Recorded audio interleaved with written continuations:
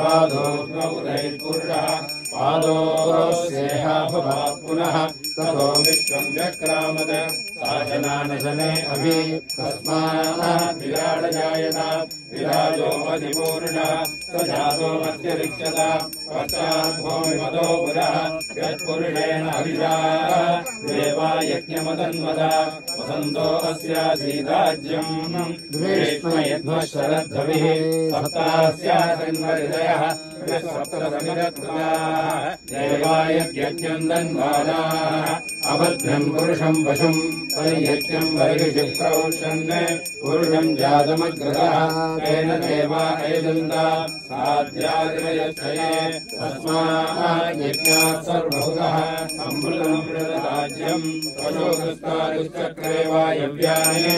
आरण्यान् ग्राम्याश्चये तस्मात् यज्ञात् सर्वभूतः ऋचः सामानि यज्ञिरे छन्दागम् च यज्ञिरे तस्मादजायत तस्मादश्वाजायन्त येषो भयार्दः गावो यज्ञिरे तस्माज्जावयः यत्पुरुषम् यदुः कल्पयन् मुखङ्गिमस्य गौ बाहूरो बाला उच्येते ब्राह्मणोऽस्य मुखमासेत बाहुरादिनकृतः पूर्वोत्तरस्यैष्यः पद्यागम् शूद्रो अजायत चन्द्रमा मनसो जातः चक्षुः सूर्यो अजायत मुखादिन्द्रश्चाग्निश्च प्राणाद् वायुरजायत नाभ्या आसीदन्तरिक्षम् शीर्ष्णौ धिरौ समवर्तत पद्याम्भो तथा लोकागम् कल्पयन् वेदाहमेदम् पुरुषम् महान्तम् आदित्यवर्णम् तमसस्तु काले सर्वाणि रूपाणि विजित्य धीरः रामाणि कृत्वा विपदनिदास्ते राजा पुरस्ताद्यमुदाजहार चक्रप्रविद्वान् प्रतिदक्षदस्रः क्रमेवम् विद्वानमुदयोगति नान्यपन्था विद्यते यज्ञेन यज्ञमयसन्त देवाः तानि कर्माणि प्रथमान्यासन् तेन नाकम् महिमानः सजन्ते यत्र पूर्वे साध्या सन्ति देवाः ॐ नमो नारायणाय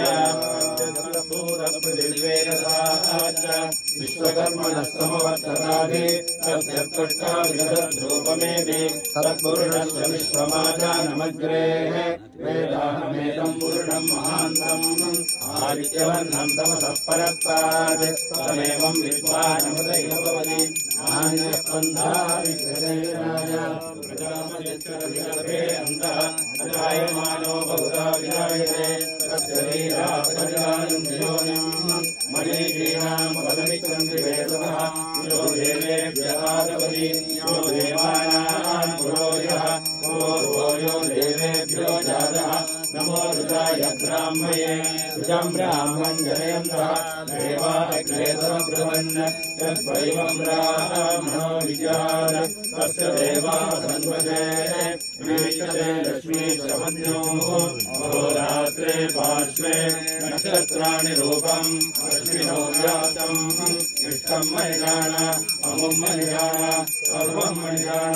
सरस्वतीर्षम् देवम् विश्वाक्षम् विश्वशम्भुवम् विश्वम् नारायणम् देवमक्षरम् परमम् पदम् विश्वतः परमान्नित्यम् विश्वम् नारायणम् हरिम् विश्वमेवेदम् पुरुषस्तद्विश्वमुपजीवति परिनिर्मिष्यस्यात्मेश्वरकम् शाश्वतम् शिवमच्युतम् नारायणम् महाज्ञेयम् विश्वात्मानम् परायणम् नारायणपरो ज्योतिरात्मा नारायणपरः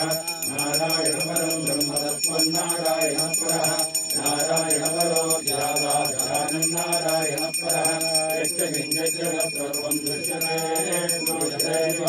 अन्तर्बहिश्चरः सर्वम् व्याप्य नारायणस्थिरः अनन्तमव्ययम् कविगन्धमुद्रेन्द्रम् विश्वशम्भुवम् पद्मघोषप्रतीकाशकम् हृदयम् व्याप्यतोमुखम् अतो नित्याभिरस्यान्तेनाभ्यामुपरिते